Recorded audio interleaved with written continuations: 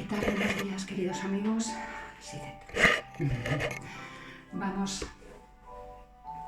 a hablar hoy de una palabra que suena mal, que no gusta pronunciar y que no gusta vivir. Vamos a hablar sobre la renuncia, sobre la renuncia, especialmente la renuncia desde el punto de vista de la fe, ¿no?, de un cristiano. Decía que la palabra renuncia asusta porque supone ir contra los deseos que son los dueños de nuestro corazón. Nosotros no somos en muchas ocasiones dueños de nuestra vida, sino que son nuestros deseos los que nos manejan, los que nos manipulan. Claro, en esa situación, hablar de renuncia, de abnegación, de sacrificio, pues resulta muy complicado, en parte porque cuesta dejar aquello que nos gusta y en parte porque nadie hace una renuncia si no tiene claro que va a obtener algo mejor. Pero, ¿y si le damos la vuelta? ¿Y si pensamos en dejar algo, en renunciar a algo, porque esperamos obtener y construir algo mucho mejor? Porque claro, las cosas dependen de cómo se planteen, ¿no? Y los cristianos sabemos que normalmente, si hacemos una renuncia, porque no tenemos claro que ese sea el camino, o porque sí lo tenemos claro, pues nuestras renuncias siempre van en esa línea, ¿no? Siempre es una opción por Dios, siempre es un acto de fe, un esperar que Dios te esté dando luz, abandonar eso que tú crees que no está del todo bien, dar un salto al vacío, lanzarte en la confianza de que Dios te sostenga, te sitúe en el lugar en el que debes estar y te ayude a construir eso que va a ser mejor que lo que has dejado. Pero claro, eso exige valor, eso exige determinación y hay que ser valiente. Y a veces no queremos arriesgar porque nuestra fe es tan frágil que preferimos nuestras pequeñas seguridades a dar el salto. Y oye, curioso, ¿no? Da igual las veces que hayamos metido la pata. Da igual. Siempre creemos que esta vez lo vamos a hacer bien. No, esta vez va a ser distinto. Eso ocurre y eso lo decimos porque tenemos más fe en nuestras capacidades que en las capacidades de Dios. Entonces, ante un planteamiento de este tipo, cuando tienes una opción humana, una opción por las cosas del mundo y una opción por las cosas de Dios, tú te quedas con la opción del mundo porque confías más en el mundo, en la felicidad que te da el mundo, aunque te haya golpeado 40 veces, que en la felicidad que te puede dar Dios. Y confías más en tu propia capacidad de hacer las cosas, aunque te hayas tropezado y te hayas matado 15 veces, que en la capacidad de Dios, que te conoce, te ama, te ha creado tu corazón, sabe cuáles son tus necesidades y además ha creado todo lo que hay creado. Dice Jesús, permaneced en mí como yo en vosotros. Lo mismo que el sarmiento no puede dar fruto por sí mismo, si no permanece en la vid, así tampoco, si no permanecéis en mí. Yo soy la vid, vosotros sois los sarmientos. El que permanece en mí y yo en él, ese da mucho fruto, porque separados de mí no podéis hacer nada. Y dice nada. No dice, separados de mí, podéis hacer algo, podéis hacer un poco. No, separados de mí, no podéis hacer nada. Y nosotros nos empeñamos en ir solos, y hacer las cosas a nuestra manera, aunque suponga acumular fracasos.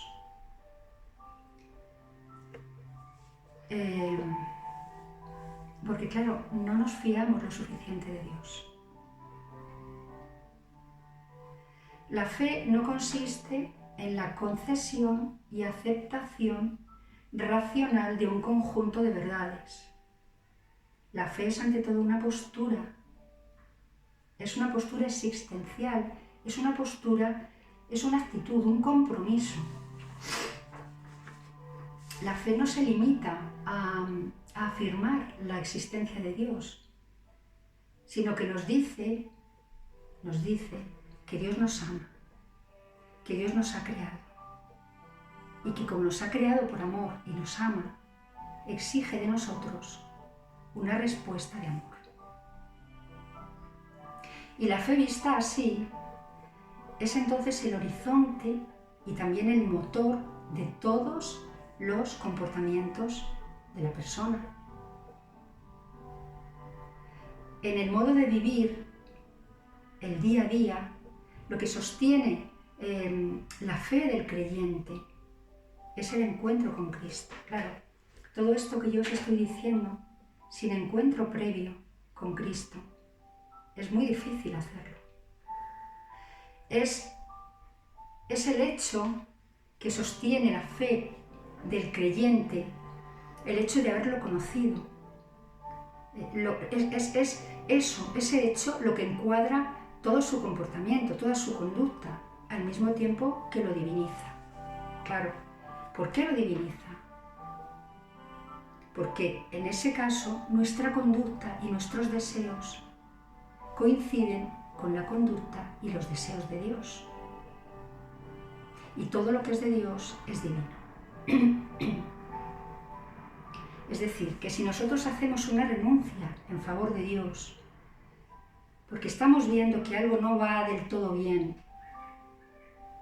y lo vamos a dejar, lo vamos a aparcar, estamos optando por aquello que Dios nos está diciendo al corazón. Y nos estamos fiando de esa palabra que Él nos está dejando aquí, por dentro. Por lo tanto, esa decisión es una decisión que coincide con la de Dios. Y por lo tanto, es una decisión sagrada, divina.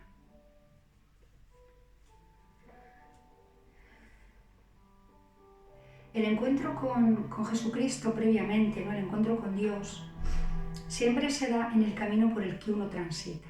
Es Dios quien sale a tu encuentro, a nuestro encuentro, y entra en nuestra vida, se hace presente para que nosotros seamos capaces de reconocerle. Pero a partir de ese momento exige que salgamos de ahí y empecemos a transitar por los caminos por los que Él transita. El camino de Cristo, a partir de ese encuentro, debe ser el nuestro. Y ahí entramos ya de manera incondicional y definitiva en la renuncia. Porque yo ya no puedo seguir viviendo como vivía. Yo ya no puedo seguir moviéndome por los caminos por los que iba antes, ni empezando las cosas como las empezaba antes, ni terminándolas como las terminaba antes. ¿Por qué? Pues porque antes no veía y ahora veo. Hasta ese encuentro, hasta ese momento en que por alguien, por algo, yo escuché la voz de Dios en mi vida y sentí su presencia, supe identificar aquello. Claro, yo ya no puedo seguir viviendo en la noche en la que vivía, porque me iba dando golpes contra todo, tropezaba y me caía, y tengo experiencia de haberme caído y de haber tropezado muchas veces, y ya no quiero volver por ahí. Ahora tengo que vivir de otro modo, tengo que escuchar lo que Dios me dice y atender esa palabra y ponerla en práctica. Y además, en esto sí que tiene que ser sí o sí. Ahí no hay medias tintas. Porque lo que está claro es que Dios no se va a apartar de su camino porque nosotros se lo pidamos. Dios es un Padre muy riguroso, no es un Padre como somos nosotros, ¿no? Que te dice el niño, no, es que yo no quiero no sé qué, o es que quiero lo otro, y tú primero, aun viendo que no está bien, vas a hacer esa concesión. No, no.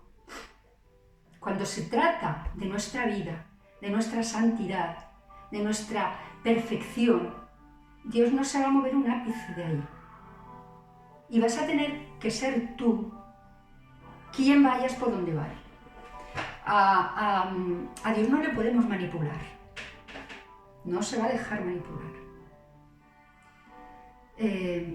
Claro, es que cuando uno se encuentra con ese Dios que es todopoderoso y que has tenido la experiencia de que te ha salvado de los errores, de los dolores, te ha curado las heridas y te ha indicado un camino, ahí ya no hay otra opción.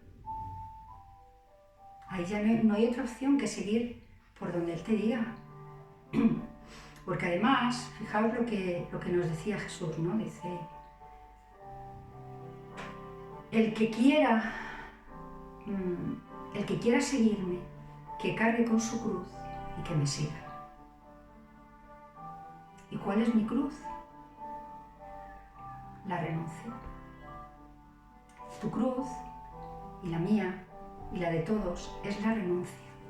Es renunciar a lo que te resulta así, a bote pronto, agradable y placentero, y a tus deseos en definitiva, para ir a la búsqueda de un deseo mayor y de una plenitud mayor, que en realidad es la que tú tienes por dentro. Porque todos nuestros pequeños deseos, aunque a nosotros nos parezcan grandísimos, siempre son muy pequeños comparados con el deseo que Dios ha puesto en nuestro corazón de vivir con Él y de vivir según su plan de vida.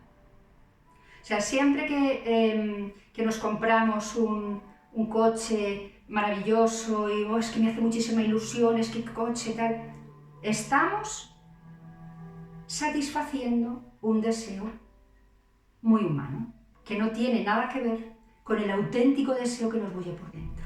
Todos esos deseos que tenemos, pues de tener, de ser, de viajar, de no sé qué, de hoy quiero esto y mañana quiero lo otro, son deseos que nada más obtenerlos, se acabó la satisfacción, dejan de satisfacerte. Yo tengo amigos y compañeros y gente, personas conocidas, que cuando se deprimen, se van de compras. No, es que tenía que quererme mucho. Yo tengo una amiga que me dice eso, ¿te has comprado esto, te has comprado lo otro? Sí, es que me he querido mucho. ¿Cómo que te has querido mucho? Claro, se van de compras, y esto lo he hablado yo en catequesis, y lo he hablado con jóvenes y con mayores. Y les dura la ilusión lo que les dura el instante de la compra. En cuanto tienen en la bolsa lo que querían comprar, eso que parecía que les hacía tanta ilusión, ya están otra vez deprimidos y intentando saciar un deseo que es que no tiene nada que ver con ese abrigo que te hacía tanta ilusión o con ese viaje que te apetecía tanto hacer. El deseo que realmente hay que satisfacer es el deseo de Dios, de eternidad. Es el deseo de comunicación con Él, el de grandeza, el de funcionar en todo tu potencial, que es lo que Dios nos quiere dar cuando nos dice que salgamos de nuestro camino y vayamos por el suyo. Pero claro, eso, para verlo así tan claramente, ¿no? como parece que yo lo estoy explicando, que yo también tengo a veces mis renuncias tardías, ¿no? Hay veces que renuncio pues un poquito nada más, o renuncio de aquella manera, o intento disfrazar y manipular la voluntad de Dios y decir, bueno, pues esto no es para tanto, esto no es tan malo, esto no. En el fondo del corazón, cuando Dios te ha hablado, cuando Dios te ha mirado, y te ha mirado como mira Dios, no como miramos nosotros, que nosotros miramos a las personas viendo sus virtudes y sus defectos. Y viendo a ver si esos defectos y esas virtudes me van a poder hacer feliz. Y calculando. No, Dios no calcula nada. Dios sabe perfectamente cuando te mira lo que hay en tu alma, porque es suya. Y aún así te ama. Y claro, si tú te has encontrado en algún momento con esa mirada de amor incondicional, que es una mirada de salvación, que es una mirada que te lo entrega todo,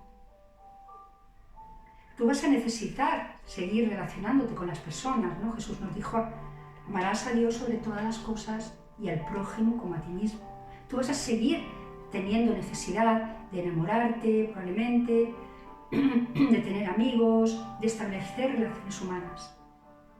Pero a partir de entonces tú ves a las personas de otro modo. Las ves como las ve Dios, o intentas verlas, ¿no? Al menos como las ve Dios. De una manera comprensiva, de una manera suave, misericordiosa, sin querer que cambien para hacerte feliz a ti, porque tú ya sabes que la felicidad que tú buscas no depende de lo que haga esa persona, salvo casos muy extremos, claro. La felicidad depende de lo que haga Dios y de lo que hagas tú. Y la felicidad no depende de que fulanito o menganita te quieran, te acojan, te acepten, sino de que tú seas capaz de aceptar, acoger y amar a esa persona sin juicios y sin intentar cambiarla. Y luego si esa persona responde a ese amor, pues ahí puedes establecer algo grandioso que tiene que ver mucho con lo sagrado y con lo divino, porque Dios siempre está de parte del amor.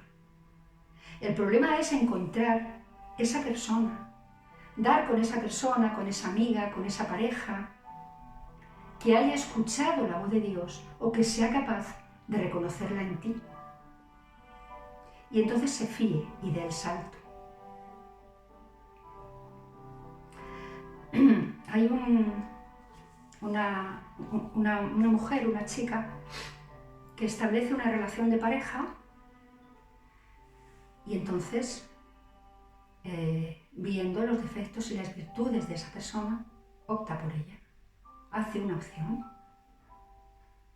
y se entrega, pues como se entrega a Dios, ¿no? De manera incondicional, y elige, y empiezan a resonar en ella las palabras tan maravillosas y tan preciosas que se leen en la iglesia ante un matrimonio. Dice, yo, María, o yo, quien sea, te elijo a ti y prometo serte fiel. Te elijo a ti incondicionalmente y para siempre. Y prometo serte fiel en las alegrías, en las penas, en la salud, en la enfermedad. Todos los días de mi vida. Porque claro, el amor compromete. Pero resulta que esa chica se encuentra con alguien que cree que esa chica está ahí para hacerle feliz a él. Y que confía en sus instintos y en sus deseos, más que en eso que la chica le está transmitiendo, que es la palabra de Dios. Y que él la reconoce, pero no tiene valor para seguirla. Y entonces cuando ella le pone un obstáculo, se precipita y dice, no, yo por ahí no, y da carpetazo. Pero es que no solamente es que eso a veces sea así, ¿no? Sino que es que a las 3 semanas, pues le diga a la chica que ha encontrado otra mujer, que se ha enamorado. Que tú dices, ¿cómo? Esto está pasando mucho. ¿Que te has enamorado si hace 3 semanas me estabas diciendo a mí que me amabas? ¿Pero tú qué te crees que es el amor? ¿Tú te crees que el amor es una cosa que se puede hacer desaparecer así en 15 días? o que puede aparecer en 15 días. Es de locos. Claro, esa persona no sabe amar. No sabe amar de verdad. Porque a lo mejor sabe amar. Y a lo mejor esa persona que ha estado con él, esa chica, esa persona o ese hombre, ¿no? Porque esto se da también en los hombres, que ha puesto en marcha esa historia de amor, ha sentido que era una persona capaz de amar, pero no ha comprendido el compromiso del amor. No ha comprendido que hay un tiempo para sembrar, un tiempo para cosechar, un tiempo para el riego, que hay un tiempo para todo y que hay veces que hay que parar y dejar las cosas en espera a ver qué pasa, ¿no? A ver por dónde nos dice Dios que vayamos para que no nos volvamos a matar. No, pues esta persona se asusta y como se fía más de sí mismo que de Dios, hace las cosas a su manera. Entonces rápidamente busca otra ilusión, busca otro proyecto, busca tal. Claro, detrás de la vida de esa persona muchas veces hay mucho dolor y muchos fracasos. Muchas historias rotas y mucho dolor no solo para esa persona, sino para las personas que rodean su vida. Y os cuento este ejemplo porque es que está a la orden del día. Es que está a la orden del día.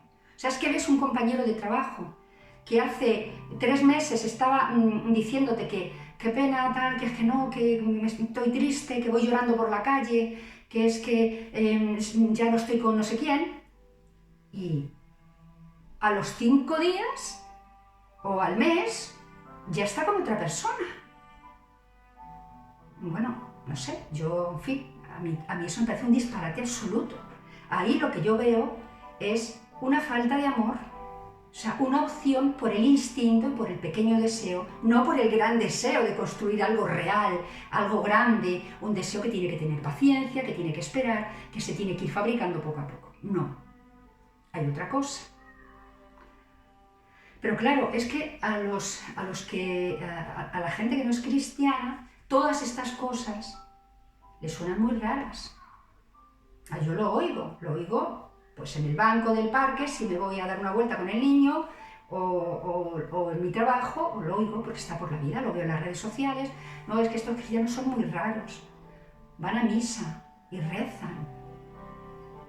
Y no se ríen, ¿no? Con los chistes, ¿no? Cuentas un chiste grosero y resulta que el que es cristiano, pues no le hace gracia.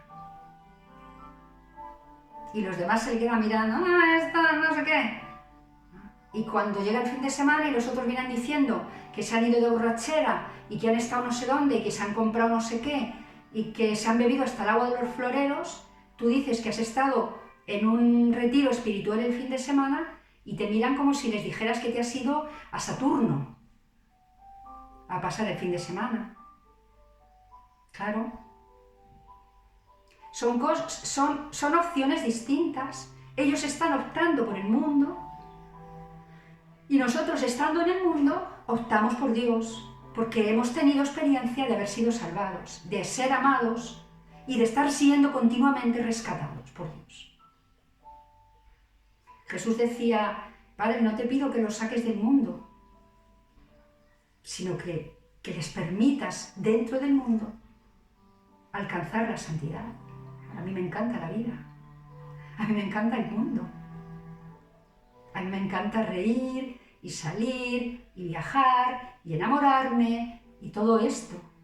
Pero como sé, porque Dios me lo ha ido diciendo, que las cosas hay que hacerlas despacio y bien y al ritmo de Dios, no al mío, pues hay veces que tropiezo pues con el que viene a mi lado, mi amiga, mi compañera, mi no sé quién, que pues no quiere ese ritmo, quiere otro.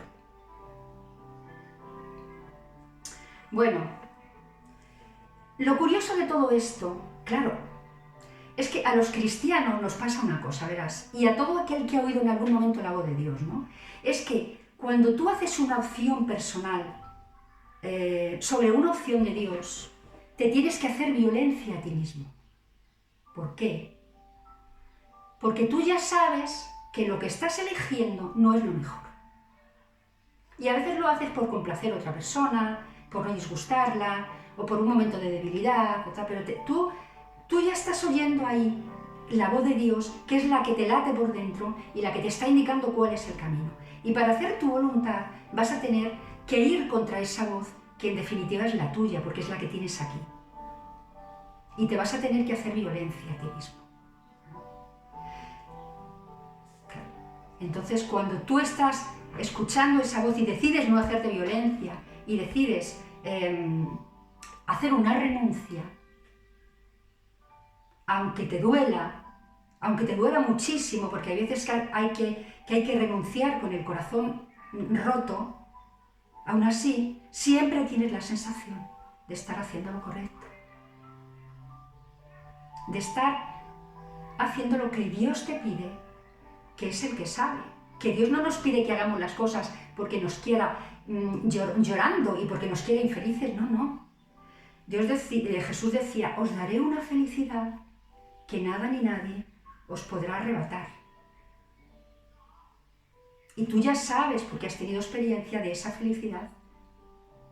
Entonces hay veces que hay que dejar felicidades pequeñas, aparcarlas un tiempo, y luego ya vemos si coinciden con el deseo de Dios, ¿no? Si coinciden con la voluntad de Dios, se retoman. Y si no coinciden, pues se dejan. Y claro, lo que pasa es que hay que ser valiente, porque yo estoy segura de que muchas personas sí reconocen esa voz. La reconocen en ti a veces, la reconocen en la iglesia, la reconocen en una homilía de un sacerdote, la reconocen en la charla de un misionero, la reconocen y saben que ahí hay algo auténtico y hay algo que merece la pena, en lo que merece la pena implicarse. Pero resulta más fácil decir, no, yo es que ahí no reconozco la verdad. Claro, ¿quién me dice a mí que lo que pone en el libro o lo que dice la iglesia es lo que a mí me va a hacer feliz? Yo ahí no reconozco la verdad. Y entonces a ti te dan ganas de decir, ¿y dónde reconoces tú la verdad? ¿En tu instinto? ¿En tus tripas? ¿En tus vísceras? ¿En lo que te pide el cuerpo? Pues tú sabrás. Pero me parece mucho más sensato que si has oído la verdad en la boca de alguien, seas valiente y te pares y esperes y no te lances a otra cosa que probablemente mañana o dentro de un mes o dentro de 3 años o de 6 te va a volver a fallar. ¿Por qué? Porque tú no has descubierto en ti, ni has sido valiente, ni has tenido capacidad para hacer las cosas como sabes, como intuyes que hay que hacerlas, aunque eso suponga una renuncia momentánea.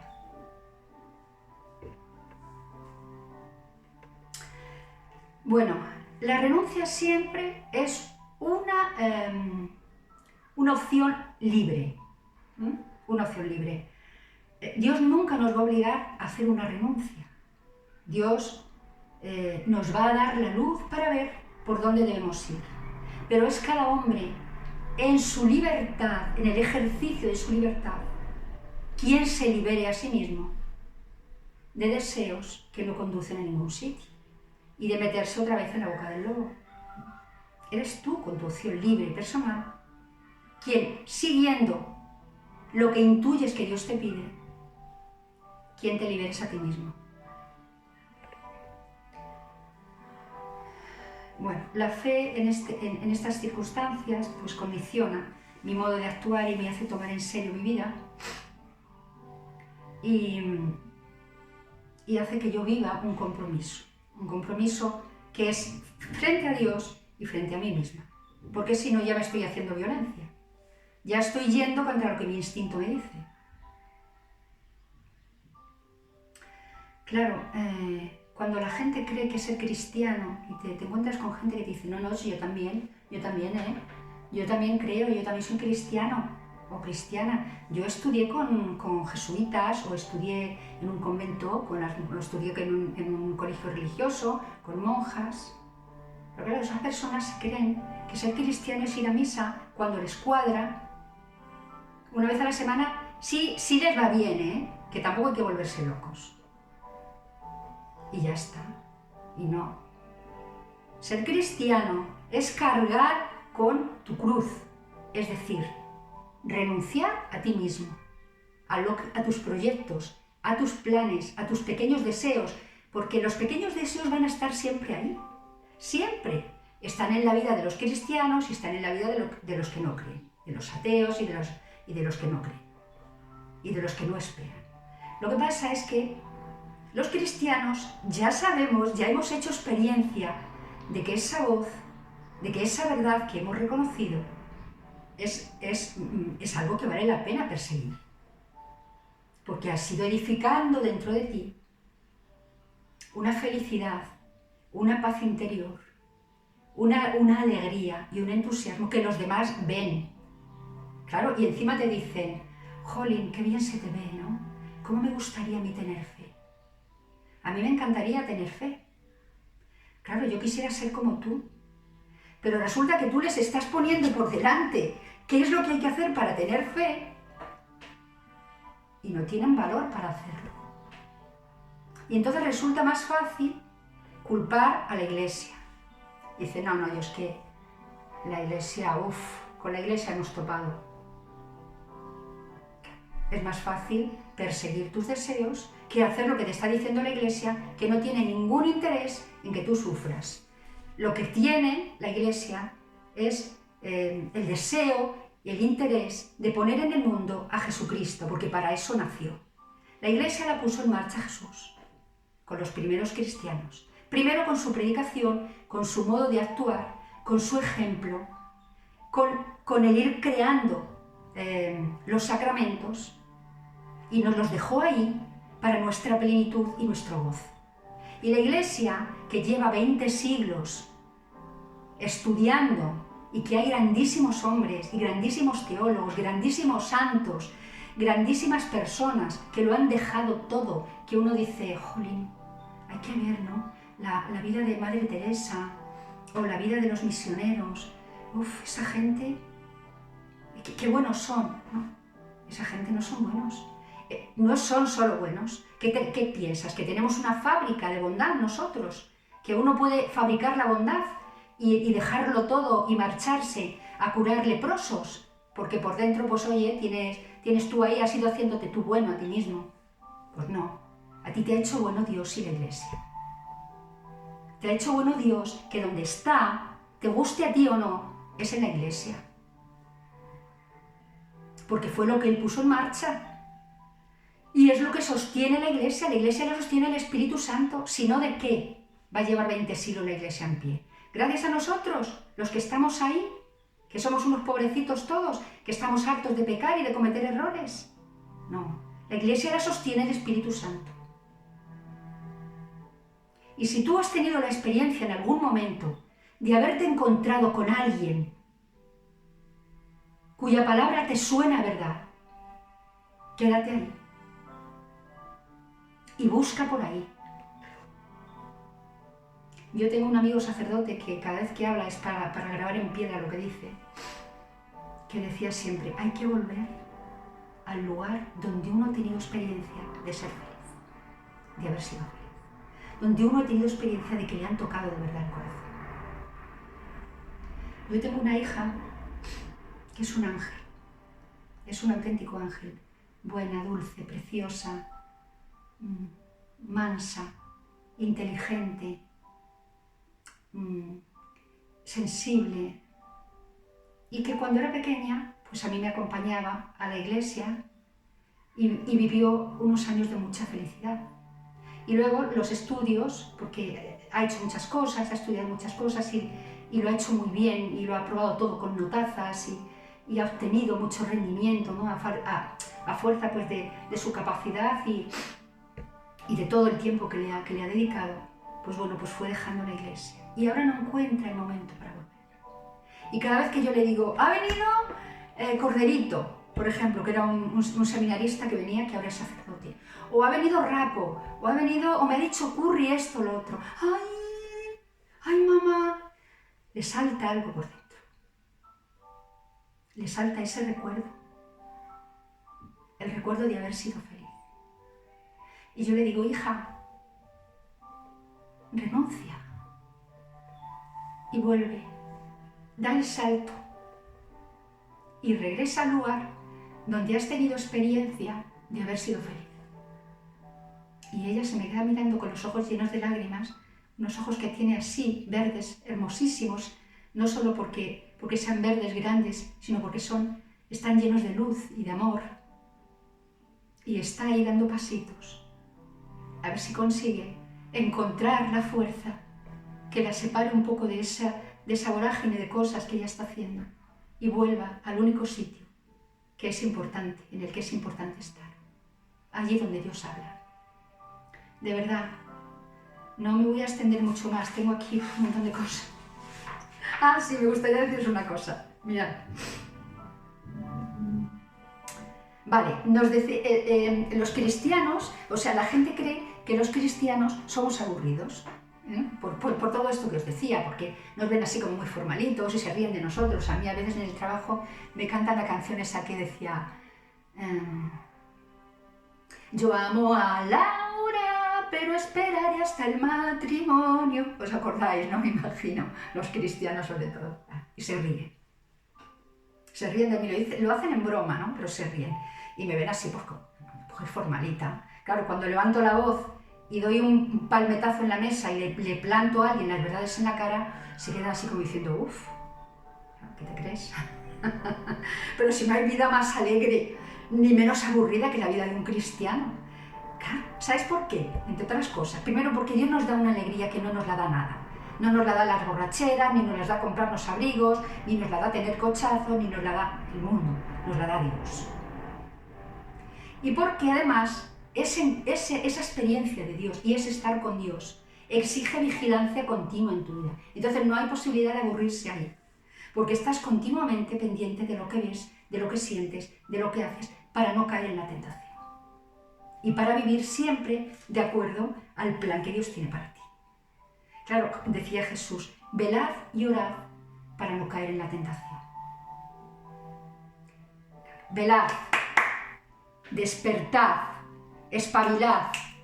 ¿Sabéis de dónde viene la palabra espabilar? Es pabilar. Es extraer, quitar la parte del pabilo, de la vela o del candil que está quemada, que ya no da luz, que ya no ilumina. Espabilar. Hay que espabilar, hay que estar atento, atento a tu conducta, atento a la conducta de los demás, a la tuya fundamentalmente, para reconocer por dónde te estás precipitando y no ir por ahí.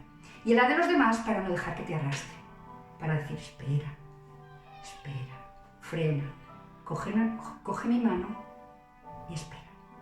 No dices que te gusta mi manera de ser, no dices que te gusta mi modo de vivir, no dices que reconoces en mí algo grande.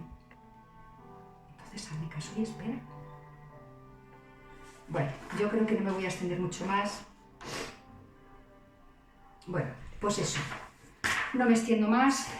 Aquí os dejo esta reflexión acerca de la renuncia. Y bueno, pues yo espero que os sirva, ¿no? De verdad, porque la única intención que yo tengo al ponerme aquí y hacer estas charlas pues es compartir básicamente con mi comunidad, con mis amigos, con las personas que me quieren, pues compartir estas reflexiones. Y bueno, si a alguien le sirven, pues bendito sea Dios. Yo así lo espero, así se lo pido a Dios y nada, yo os mando un abrazo lleno de amor, lleno de cariño, lleno de bendición, y pido que Dios os ilumine y que la Virgen María, que nos va a traer a Dios en estos días, lo ponga en nuestro corazón y lo llene de luz y de alegría. Un abrazo y hasta el próximo día.